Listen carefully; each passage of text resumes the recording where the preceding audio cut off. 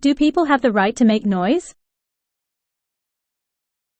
In my humble view, I believe people do have the right to generate noise, but it should be exercised with consideration for the time, place, and occasion.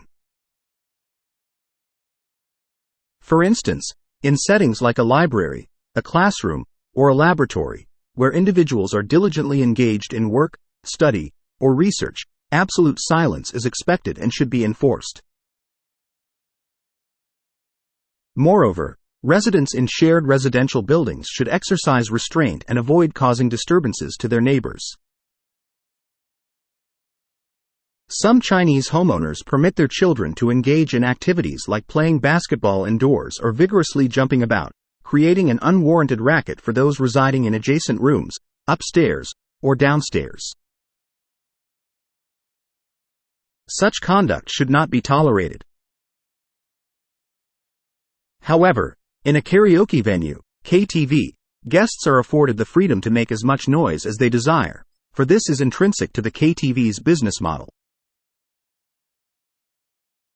Nonetheless, it is imperative that noise of all kinds is subject to careful regulation and time constraints to ensure it does not infringe upon the peace and tranquility of others.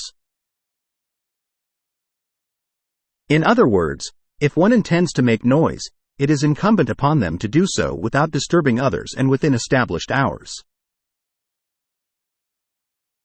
For example, in my neighborhood, the constant influx and egress of motor vehicles create a persistent clamor. As a result, residents wouldn't hesitate to notify the authorities if a vehicle produced excessive and prolonged noise. Hence, in my perspective, there should be a measure of latitude when it comes to making noise, but it should be kept within reasonable bounds, and transgressions should not be tolerated beyond that threshold. Contact Dr. N in England.